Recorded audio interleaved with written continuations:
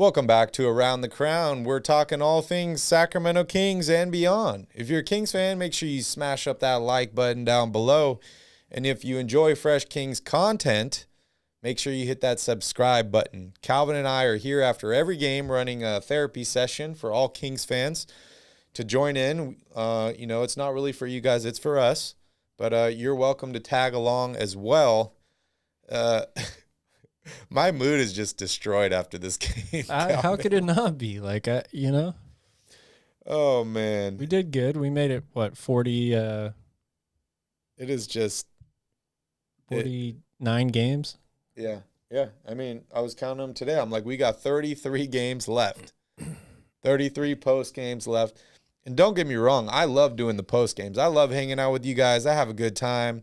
It's funny. I was telling Asha the other day, I'm like, I like doing post games. I get to hang out with all my friends. I see them in the chat. We talk. We have a good time.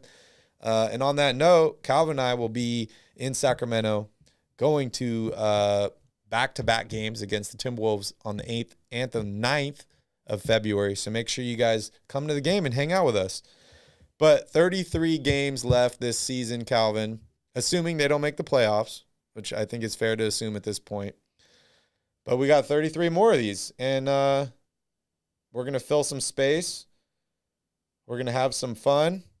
And no, we're not going to Seattle after that. You guys need a basketball team for the Kings to play first before we come to Sacramento or Seattle. All right, let's move on here. So, no more all-star voting. Sorry, guys. You can't vote for Tyrese Haliburton anymore. Can't vote for De'Aaron Fox. Damn. Can't vote for Buddy Hield for the all-star game. It officially ended on the 22nd. JN, evening, guys. Missed the game. Thank God. Kings You're effing lucky. suck. Get some shooters. I mean, yeah, JN, you are lucky that you missed the game. I about turned it off at halftime, but I'm like, you know what? I just have to keep watching. I want to see some positives. Didn't see any, but hey, more Kings basketball. I love basketball, so hey. All right, I want to look at some Buddy Hield trades here, since I think many Kings fans agree that Buddy needs to be moved. I think he's ready to be moved. I think that the only way you're going to fix the chemistry with this team, you're going to get some camaraderie, you're going to get guys going, is going to be moving some of these guys that either don't fit here or potentially don't want to be here. I think that Buddy Hield's one of those guys. He was been talked about being traded for years now. He was traded and then not to the Lakers in the offseason. We see him talking to Lakers players, all this stuff. So I don't really know how much longer Buddy Hield's going to be on the team. But let's look at a couple trade options here. So this is posted by Sportsnot. They had 3 different destinations. One was Dallas, one was Boston, and one was Memphis. I'm gonna read them all here, Calvin, and then I want to hear which deal you like best. I know you'd probably take any of these deals because you just want to get Buddy off the team. Oh, yeah. I would. And get something back. But I want to hear which one you like best. So first trade is with the Dallas Mavericks. Mavericks receive Buddy Hield. Kings receive Dallas 2027 first round, Josh Green, Dwight Powell, Boban. Next trade, Boston receives Buddy Hield. Kings receive Al Horford, Aaron Nesmith, a 2022 Boston first-round pick that is lottery protected, which looks like it would probably be conveyed because I think they're going to make the playoffs. And then this third deal with the Memphis Grizzlies, Memphis receives Buddy Hield and Terrence Davis. Kings receive DeAnthony Melton, Jared Culver, and Zaire Williams. So I like the Memphis deal the best. I like the Dallas deal after that. I think the Boston deal is the only one of these that's realistic. Boston's desperately trying to get rid of Al Horford. That's the only one of these 3 that I could actually see happening at this point. But I definitely like the Memphis deal the best. I mean, the Mavs are rumored to be interested in Buddy. You don't think they're willing to give up? Yeah, it's possible. I don't know, though. I think that Dwight Powell and Luka are a pretty good tandem. It makes a lot of sense from a basketball standpoint to have those two guys together on the court. I like getting Josh Green. But then if you actually go through with that deal and you have Dwight Powell and Boban and Tristan Thompson and Rashawn Holmes and Keita and who else am I missing? Damian Jones. What are you going to do at that point? You got to make another 2 or 3 moves probably after that. Leo's in here saying no tanking. I agree. I don't like tanking either.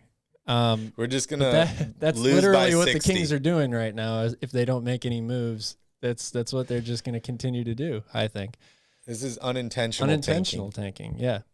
So, I definitely like this Memphis deal the best. I think it gives the Kings the most for Buddy Hield. It gets them players that I think they that fill positions of need, like wing depth. Zaire Williams is a really nice, young, athletic wing.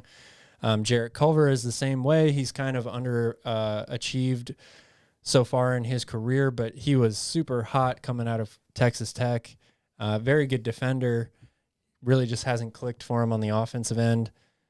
And like I said before, I would do any of these deals just because I feel like the Kings just need to pull the trigger on something, and moving Buddy Hield off this team, you could get almost any player in the league in return for him, and I'd look at it being like, okay, maybe we can use him. Yeah. Yeah, I mean, I agree with you. I like the Memphis deal, and I like the Boston deal. I like Aaron Nesmith, and I like Jared Culver and Zaire Williams. I think they're 3 young prospects. And I also like that Boston pick, too. I know it's going to be late. Melton is a good player, too. He's kind of like another Terrence Davis in a way. I think a slightly better defender than Terrence Davis. But what's up, Mike? He says, trade Buddy for Candace Parker. I would do that deal. Yeah, it's funny. Let's talk about tanking, Calvin. Not that we're advocating for it, but I just want to have a little discussion about tanking. So, is tanking to you, is that like a beginning of the season thing where it's like, okay, this is what we're going to do. We're going to tank this season. Versus, is there a difference between like, okay, we're going to be a competitive team. We're going to try and make the playoffs. But then you're halfway through the season, or you get to right before the trade deadline, you see the writing on the wall. And you say, okay, well, our best foot forward is to capitalize on this draft pick, maybe make a couple deals to set us up for next year. Is that different? No, I think it can be both. I mean, if you look at the process and what Philadelphia went with, they knew before the season started for probably 2 or 3 years that the goal was to lose as many games as they could and just accumulate draft picks. They had these guys that were hurt who were supposed to be the corner pins of the future of the organization and all that. So they knew before they started playing games, this is the path for us. We're not going to be good right now, so let's just lose. I think you can have other situations where teams come into the year, maybe they're not expecting to be title contenders, but they're like, okay, I like our roster. Maybe we got a shot at the playoffs here. Let's put our best foot forward, see what happens. You get a couple months into the season, things aren't working, you've lost a ton of games. You make the decision, okay, from here on out, let's just play for a draft pick. The problem with that is there can be a gray line or a gray area that you can cross into where you are far enough away from being one of those bottom 2 or 3 picks that you're like, if we just lose all the rest of our games, I don't know how close we're going to get to that. Yeah. Which is why, part of why tanking is not a great strategy, I feel like. But I think that teams, when you tank, you don't have to start the season by saying we're tanking. You can do that mid-season. There just will eventually come a point where tanking isn't going to get you what you would really want from tanking. And, Philadelphia, they didn't really have anybody to build around, right? When they started their tanking, they traded Andre Iguodala. They let Andre Miller walk. They end up drafting Michael Carter-Williams, who won Rookie of the Year, and they trade him away. So they didn't really have, pieces to build around. They were kind of like, okay, we're starting from absolute scratch, and we need to get 2, 3 top picks to build around, which those end up being Ben Simmons and Joel Embiid. They got pretty close, but they didn't make it to the finals. And now potentially one of those guys is out or is out. We'll see what they can get from return. But I don't know. I kind of have mixed feelings here. I don't like to lose basketball games on purpose. But I also feel at the same time that, goals can change midseason. They really can, depending on, where you're at. If you're this far down in the standings and you're just sticking to that, we're trying to make the playoffs this season. We're willing to mortgage the future. We're willing to trade guys so that we can make a run at it. I feel like that just is dumb. I feel like that's not being realistic, and that's not looking at what's in front of you. Yes, I want the Kings to make the playoffs. Yes, I want them to be a good team, but they need something to build off of. And that would take you down the road of like, okay, well, we need to continue to play and be competitive and not tank because we have to build off something. But when you're at this point and you don't really have anything to build off of because you're getting blown out, you're down by 60 points in this game. And, you could say, oh, it's one game, but it's not one game. We've seen this happen over and over and over. Yes, this is the worst game this season, but we've seen this happen over and over and over and over. There has to be a point where you're like, okay, well, maybe we're not going to tank or try and lose for a certain amount of years, but maybe it's time to punt the rest of the season and see how we can come back next season the strongest.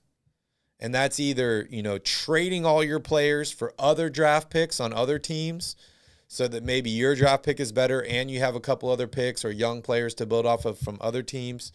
But I just don't see the point in running into the wall every day of we're going to make the playoffs. We have to make the playoffs this season because at some point it becomes unrealistic. Yeah. Well, and the Kings, the organization has a 15-year playoff drought as well, which no other team in the league has. So that complicates things when you talk about tanking, right? Because after so many years of not making the playoffs, that just becomes the goal. It's like we just have to make the playoffs.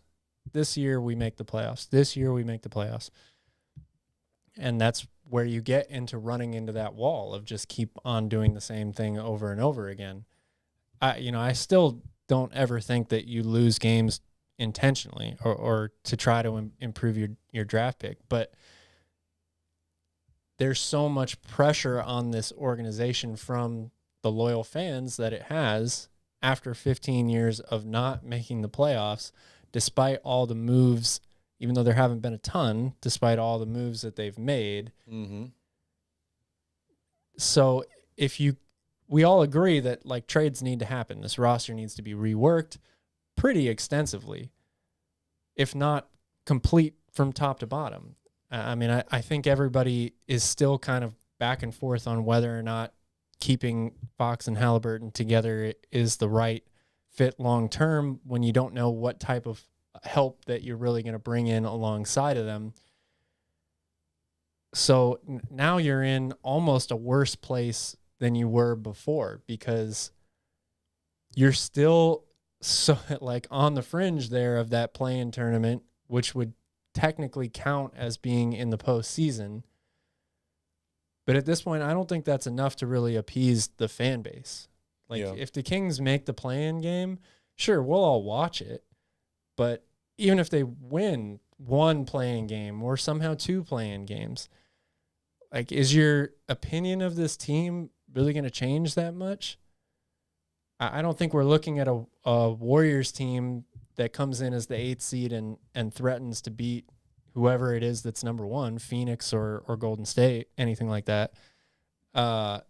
So what this team needs the most is it needs a new team. Like, it needs to be completely reworked. New players have to come in here. A new coach has to come in here, and hopefully that's the right combination of people to change the culture and start to get things moving in the right direction. But the state of the organization as it is right now, it's just not. It's not there. It's not good enough. It's not competitive. There's really not much to be happy about right now. You got two exciting young guards. You can add 3 in there if you are still a Davion fan at this point. Mm-hmm. Outside of that, you have a hodgepodge of veterans and underachieving players that don't work well together. Yeah. Yeah, I mean, I see what you guys are saying here in the chat, and, you know, I agree with you that they should make a trade. They need to make a trade. They haven't traded for, you know, a big-name player in a long time, and yes, that may help them, but I also feel like part of the reason... But at the end of the day, that's not all dependent on Sacramento. Like, it's not just that you say, oh, well, we'll just trade for a big-name player, because that'll answer our problems. That's true. And over the past 15 years... how many times have they tried to make the playoffs by overextending themselves, trading draft picks, trading extra guys to try and get a guy that would come to Sacramento? And they just ended up worse off. And maybe that's why this streak has lasted so long. You look at Rudy Gay. You look at, you know, some of these other guys they brought in to try and help make this a playoff team.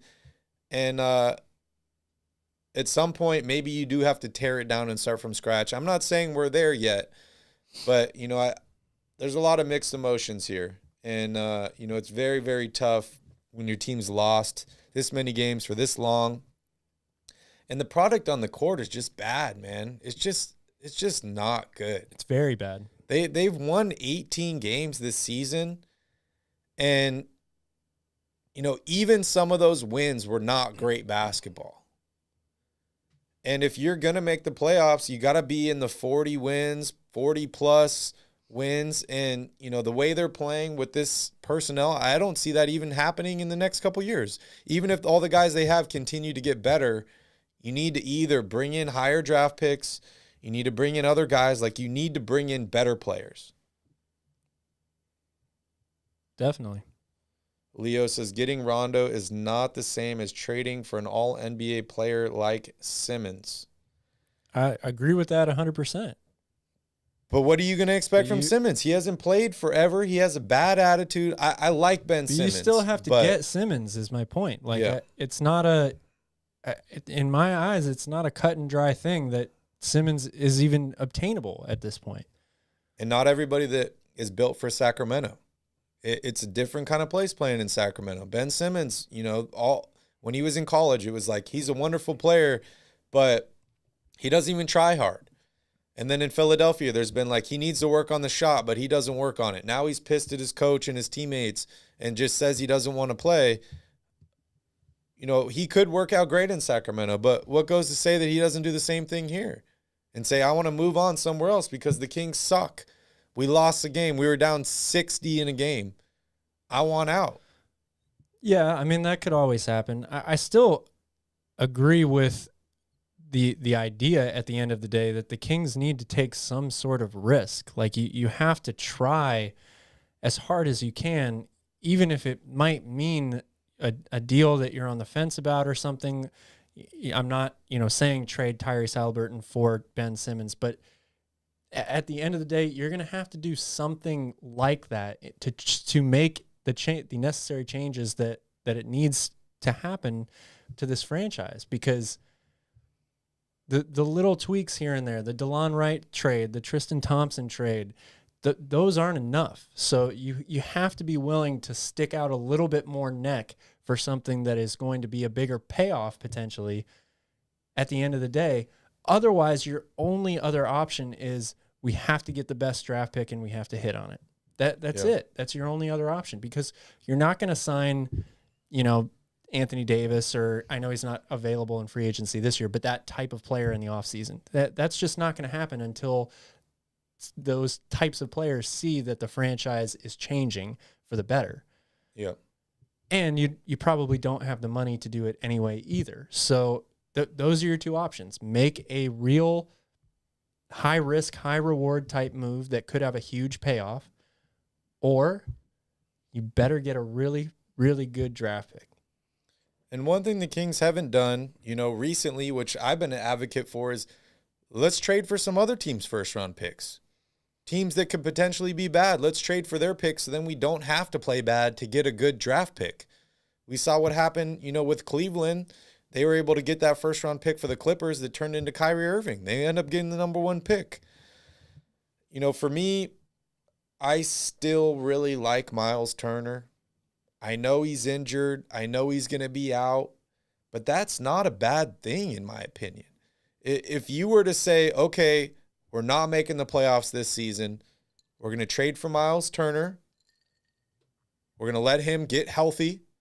We're going to get our good draft pick at the end of the season. And we're going to come back next year with Fox, Haliburton, Miles Turner, and a top draft pick. I would be okay with that. I wouldn't be upset trading for any injured player right now if I felt that person long-term was going to really make the team better. I don't see how you could sit here and say, with the state of everything that's going on in Sacramento, that they shouldn't trade for a player like that because they're hurt. Yeah. Like that, it doesn't make any sense to me at this point. You're not going to be any worse off than you are right now. Yeah. Leo, I know you like Ben Simmons, and I like Ben Simmons too, but I want to know what you think Ben Simmons is going to give Sacramento for the rest of the season here. I don't think he is going to push the needle enough to make the play-in game for Sacramento. Maybe he'll help them next season, and that's something, that I'm all for. But I don't think you just make a trade for Ben Simmons and the Kings are in the playoffs this season. I don't think that's possible. My biggest thing is I just don't know at this point how easy it's going to be for the Kings to trade for him. After everything that both teams have been through, couldn't get a deal done early. Fox and Haliburton aren't available. Then maybe for a second they were available, then they weren't again. Now Tobias Harris wants to be, or the Sixers want to add Tobias Harris in the deal. And then the last thing I saw was that Philadelphia doesn't want to trade Ben Simmons until the summer anyway. So it just feels like this whole situation, and maybe, a couple hours before the trade deadline actually shows up, Daryl Morey has either a change of heart or like he decides that trading Ben Simmons now is the right move. But I'm kind of at the point where I don't think Ben Simmons is going to be traded this year to anywhere. Yeah. We don't know what kind of shape Ben Simmons is in. I really don't know how you're just going to rebuild this team on the fly by bringing in a guy like Ben Simmons. He's a good player. He doesn't cure all the problems. If I knew I could trade for him today, I would trade for him. Yeah. I would. Are you trading Tyrese Haliburton for him? I don't want to, but again, it comes down to, first of all, I don't know what other deals are out there. I don't know what Monty McNair is working on currently. But the Kings have to make some type of big move. They have to. Like I said, It's either that or rebuild through the draft. Those are the options right now. Yeah. So if I knew that deal was available to me, I would sit long and hard and I would think about it. As much as I don't want to trade Tyrese or even Fox for a guy like Ben Simmons, the Kings have to make some type of major move. They really do. Yeah. They're a little bit handicapped in that way, but you got to change it up. I agree. And I like Ben Simmons. I'm all for trading for Ben Simmons. I just don't want to give up Tyrese. I really don't. And, Summer Lowe says here, guy can't shoot. I mean, yes, he can't shoot. You got to surround him with the right players. I know the Kings didn't shoot well tonight, but their biggest problem is stopping people. It's 100% their biggest problem as a team. Ben Simmons is one of the better defenders in the league. So, Yep. And it also goes back to what you were saying. Why is Daryl Morey going to trade Ben Simmons right now for Tyrese Haliburton when he knows he can get James Harden at the end of the season? Well, I don't know if he knows he can get James Harden, but I don't think out of any of the GMs in the league that Daryl Morey is going to be pressured into doing any type of deal if he doesn't really want to. Yeah. I mean, the fact that Ben Simmons hasn't been traded already up until this point shows me that he doesn't give a shit about what anybody else thinks or anything like that. He's got a plan in his head, and if he doesn't see, a way around that or a better option than that plan, then that's what he's going with. I don't think Tyrese Haliburton is a role player. Call me a homer. I don't think he's a role player. Maybe at this point, but I think his potential is there. Everything I've seen from him, yes, he had a horrible game tonight. Everybody did on the team. Well, I guess it depends on what your classifications of players are. Like, is there something between a role player and a star, or is it just role player, star, superstar? Yeah. Like, I mean, he's not a star. He's not a superstar, but I'm just looking at potential. I think he has that a lot of potential. We look at potential with young players. And, yeah, that's probably a problem with Sacramento Kings fans. But the risk-to-reward ratio for how much you're paying Simmons, what you're potentially going to get for a guy that hasn't played in, almost a year now. Getting pretty close. Versus a guy like Tyrese Haliburton that doesn't cost a lot of money. He loves Sacramento. He wants to be in Sacramento. And is Fox and Simmons really going to make it to the playoffs? I don't know. I like Fox. I like Simmons. Both of them are not great shooters. I think that's part of the problem, though, is we got to stop looking at it as this person or this piece or this position. If we get this, then we become a playoff team. This team is awful, and they need to get better. So let's just bring in somebody that we think is going to make the team better, and we'll go from there. You'll restructure the rest of the roster around it in the offseason. You'll have the draft, all that stuff. But again, I just think that it's not every day that you could potentially trade for somebody like Ben Simmons. The beginning of the year, I was very against it, just because of the whole way everything. I was all in. Yeah. I was all in on trading for Ben Simmons. Now I'm all for it because you have to do something here. Yep. You have to do something. And it's got to be something bigger than we'll trade for DeLon Wright and Terrence Davis. And that's nothing against those two guys. I was a major supporter of DeLon Wright last year. I thought he did a lot of really good things for the Kings. And Terrence Davis has had his moments in the couple years that he's been there. But like you said before, moving the needle, those types of moves are not enough to get this, to improve this team really that much at all, as we've seen. I mean, you can see it today in the way that the team played. So you got to do something bigger than that, whether it's Sabonis or Miles Turner or, any of these guys that are reportedly available. If you have the opportunity to snatch one of them, you got to get it. You have to take the risk that comes with any type of trade necessarily. But in some of these cases, like Ben Simmons or a guy that's hurt like Miles Turner, it's a little bit bigger risk, but it's a risk that the Kings need to take if they're going to get themselves out of this ridiculous funk that they've been in for over a decade now. Yeah. And it's funny, we go to talk about this like beginning of the season, I'm like, let's trade for Simmons. Let's make it happen. Let's go. And you're like, oh, I don't know. And now we're here and you're like, let's trade for Simmons. Let's make it happen. And I'm like, I don't know. How could this not be the best time to do it? Like, I don't get it. I mean, I like Simmons a lot. I'm totally down to trade for him, but I'm not giving up Tyrese Haliburton. I feel like the boat, we already missed the boat to make the playoffs this season, to make the plan. You're 13 games below 500. You look at the upcoming schedule. It's very, very brutal. I don't think you're going to do anything this season to make the playoffs. I really don't. So I think when you're looking realistically at this team, you say, okay, well, we fired our coach. Players are injured. There's COVID. We can't even keep guys on the court. What can I do to set myself up best for the next chance? And that's next season. Maybe that's trading for Ben Simmons. I don't know. Maybe that's trading for Miles Turner. Maybe that's trading for other guys. But don't tell me you trade for this guy, the Kings are making the playoffs, because the ship has sailed. True. I don't think that's true at all. And look, Ben Simmons hasn't played in almost a year anyway. If they were to somehow make the playoffs, it probably wouldn't bode well for them anyway, or for him.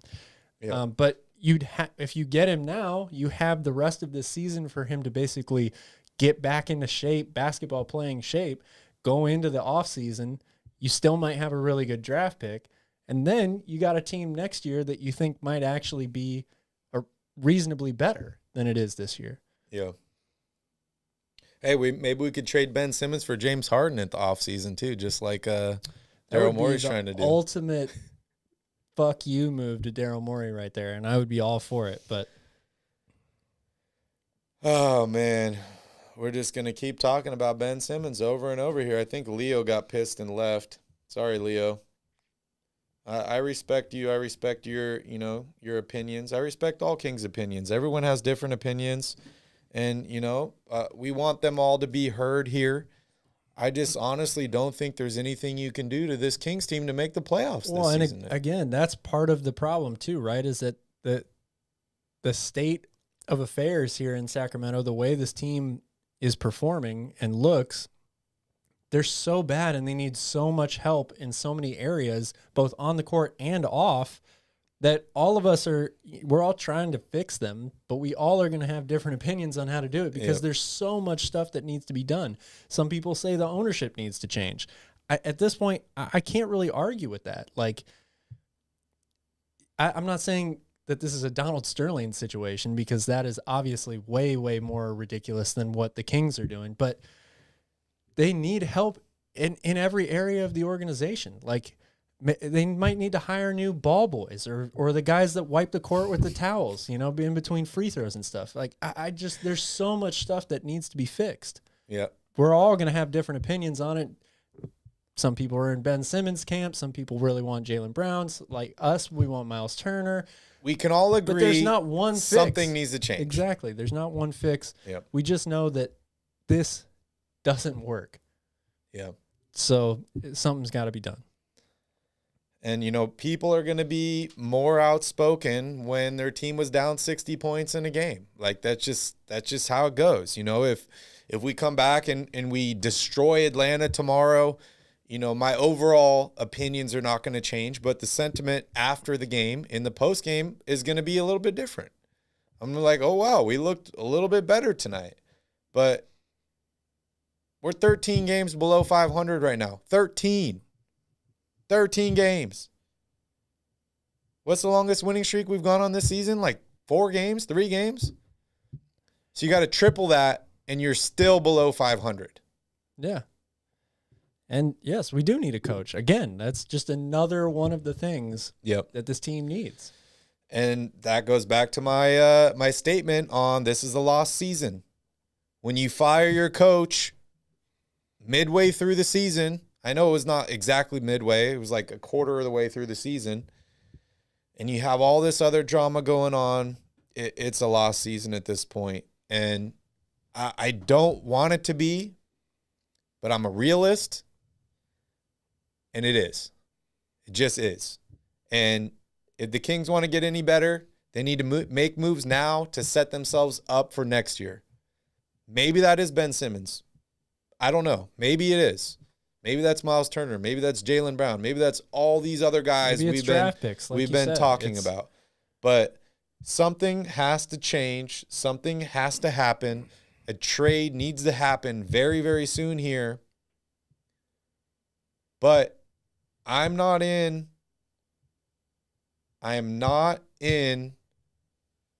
for mortgaging the future to try and make the playoffs this season, because I think that ship has sailed. Oh, I agree with that. Definitely. Who did I hate, Rodders? Oh man, I don't really hate people. I strongly dislike them. Hate is a pretty strong word. All right. Makami says Kings need Herder because they all look like sheeps on the court. They're gonna play a Herder tomorrow. Yeah, they lit him up. We all like Mike Malone here. We all wish Mike Malone were here to stay. Unfortunately, it was weird because the Kings were playing really, really great. I remember I went to a game And all of a sudden, like at the last second, it was like DeMarcus Cousins is out. And I'm like, why is DeMarcus not playing? What's going on here? He ended up having like an injury or a sickness. I think he was sick. He missed like 7 games. They went on a losing streak. Mike Malone got fired. I thought that was a horrible thing to do, especially considering your best player is out and you're losing games. Like, it makes sense. The Lakers don't fire their coach when LeBron's out. Yeah. Yeah. Oh, man. Yeah, I strongly dislike the people I hate, too. And I like Jaeger, too. What's up, Kristen? Good to see you here. Sorry, the chat is moving so fast right now. It's hard for me to keep up with everybody. A lot of emotions going on right now, which is great. That's what we're here for, right? Is we want to hear from you guys. Passing on Luka. Yeah, I mean, pour some more salt on the wound. But hey, I'm not in the hate Vivek camp. I'm really not. You know, I he's made mistakes, yes. Everybody's made mistakes. But everything that I'm hearing as of lately is that Monty has the freedom to do what he wants to do. And that goes back to Calvin's opinion or his statement. Trading for a guy or an all-star is not just on the Kings. There's another team involved. So you can't just say, make the deal, let's do it. Come on, trade for this guy. Like, it takes 2 to tango. So now, if it comes out that there was a deal for Ben Simmons, for Jaylen Brown, for, you know, any of those, John Collins, any of those guys, and the Kings didn't take it, then you can be angry. You can be upset with the front office that they didn't pull the trigger. I don't really see that being the case here, but I guess it's possible that the trade deadline could come and pass, and, you know, Woj will come out and say, oh, Daryl Morey and Monty McNair had a deal in place for Ben Simmons. Monty McNair backed out at the last second. Then go ahead, pile on all that stuff, hate all you want. But it's the reason why I get frustrated every time we do this, bring up the trade machine and all this stuff, because the trade machine makes it look like it's so easy. Like, it's just, oh, we'll just, these players, trade works, boom, it's done. That's not how it gets done, though. It's so difficult to pull off any deal in the NBA because all these guys are operating like their job's on the line, and they have to get the best out of this deal, no matter what it is. It could be draft picks. It could be insignificant players, you know? Yep. Charlie, who's not here in the chat, hope he's doing okay. I don't know if you watched the game or not, but probably had a heart attack. He sent me this trade on Twitter the other day. I don't have my phone on me right now, so I can't pull it up. But it was a 4-team trade with the Celtics, the Pistons, the Sixers, and the Kings. Basically, all 4 teams move their best players to another team. Jaylen Brown goes to somebody. Jeremy Grant goes somewhere else. De'Aaron Fox and Tyrese Haliburton go somewhere else.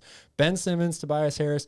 And I responded to him. I'm like, I love your creativity, but a trade like that is near impossible to get done in the NBA. There's no way you're going to get that many teams to agree to move their best, one of their best, if not their best players. Like, it's a video game world. It's that's what we've come to, you know? But real life, it doesn't work like that.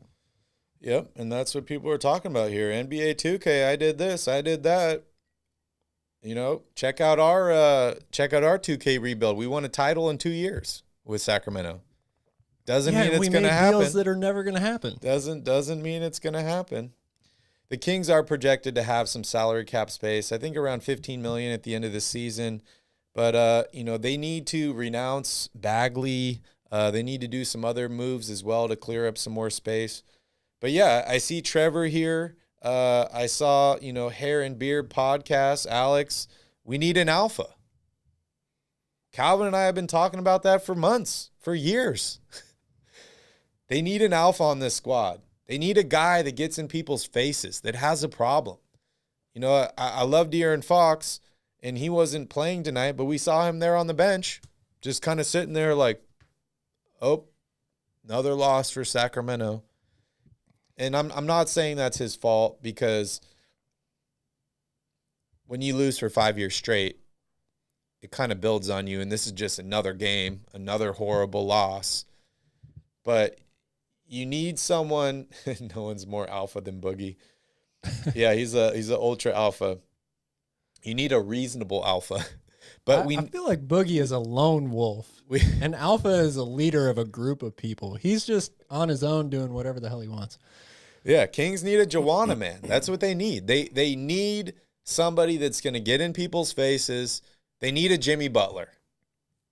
They do. And we saw how that worked out. There just aren't that many of those people out there. We saw how that worked out in Minnesota. that could potentially happen in Sacramento as well. So, you kind of get stuck in this small market team that's been bad for so long, and we need a good or better players. Everybody wants to trade for guys, and, Leo, I appreciate you, but I do care if people want to be in Sacramento. I think it matters. I think it's really, really relevant. That's why I'm so into drafting players. We're not signing guys. Yes, we could trade for guys. We saw what happened with Chris Webber. He didn't want to come here. We ended up turning it around and making him want to be in Sacramento. But mostly, you got to hit on draft picks. You got 4+ years to convince them to re-sign or stay in Sacramento or fall in love with the city. And, who knows? Maybe De'Aaron Fox is here because this is the place he could get the most money. I don't know. But you can't just trade for guys and expect things to just change on a dime. And I like Ben Simmons a lot, but there's some red flags for me. There's some red flags for me too. Absolutely. I don't see Ben Simmons as being an alpha, but I see him as being a player that could make the team better. That's, at the end of the day, that's what it comes down to for me. Yes, the Kings need all that stuff. They need a leadership. They need a new coach. They need better players. But nothing happens if you just stand by and let another trade deadline go by where you don't make a significant move. Yep. Sorry, Alfie. Vinny's off today, so I don't have the LeBron James voice, but maybe Calvin can do it for you. No, I cannot do that. LeBron James. I wish we could have LeBron James. That'd be nice. I've been recruiting him every LeBron James game I go to. I'm like, bring the king to the Kings. You want to be a king? Come to Sacramento. Best way for Sacramento to get LeBron James is to draft Bronny at this point. Exactly. And we need draft picks to do that. And that goes back to the whole Ben Simmons thing. People don't want to give up Tyrese Haliburton. I'm in that camp. But the rumor that we heard, don't even know how true it is that Morey wanted Haliburton and multiple first-round picks. Maybe Haliburton's the deal breaker for you. Maybe it's the multiple first-round picks. You can't trade consecutive picks.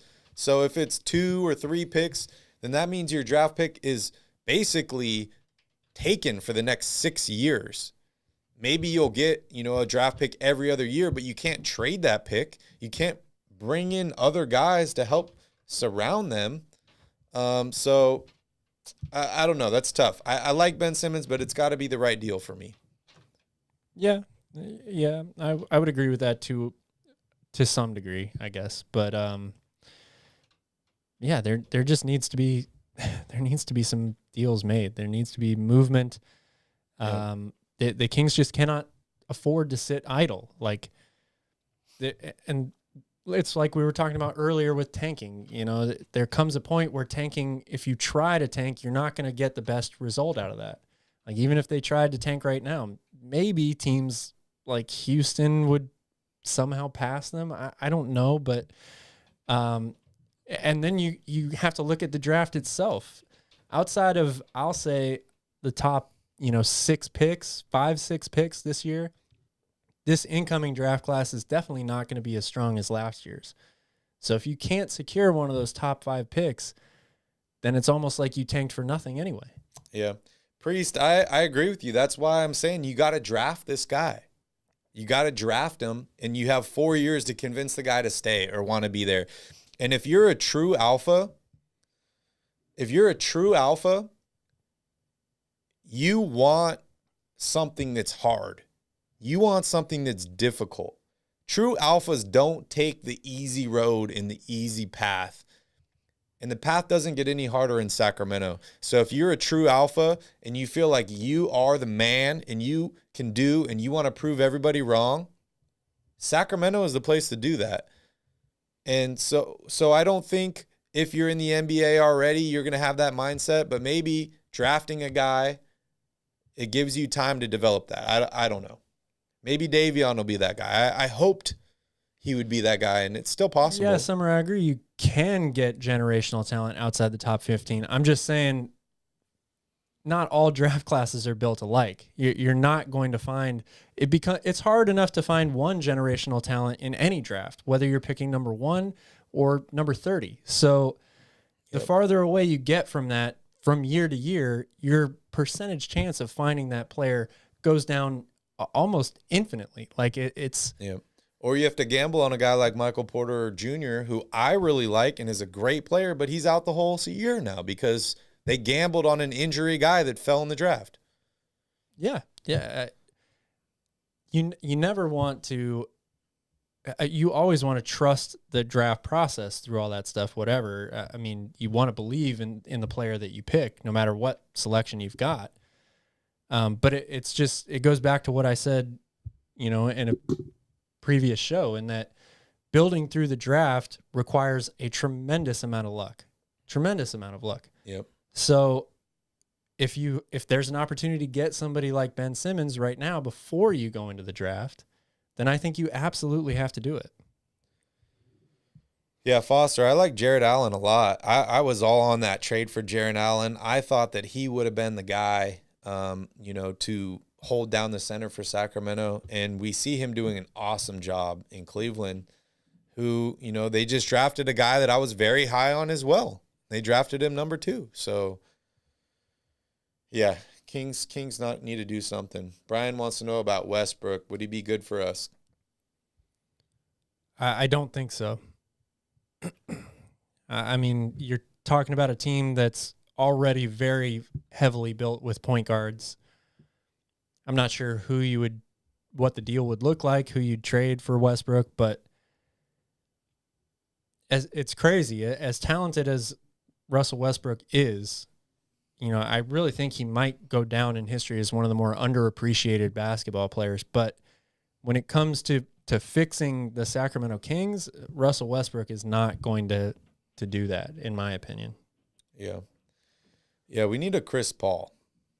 That's what they really need, is a Chris Paul. Again, they need more than that. They need more than one player. I mean, even if the Kings got LeBron tomorrow, that wouldn't help. I mean, it would help. I think they're talking attitude-wise, culture-wise. Not so much, having the players on the court that it takes to win basketball games and all this, but just changing the mentality. Having a guy that pushes guys, drives them to be a little bit better. Yes, Russell Westbrook does help in that area, but you still need more. You need more than one person. Yeah, Alex says, as crazy as it sounds, I feel like Westbrook would get in people's faces. Not sure if we'd win any more games, but Rest definitely gets angry, unlike our squad.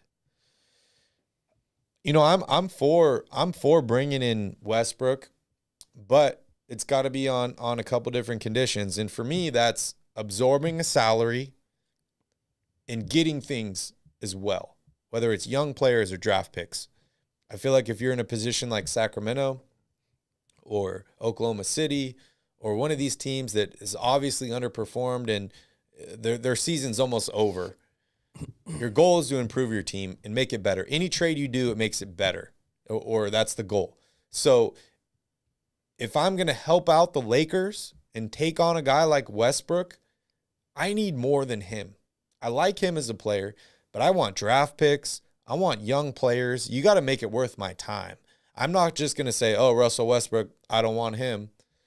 But he's not a guy that I would target to bring to Sacramento, but I'd be okay taking him as a salary dump if I got more as well.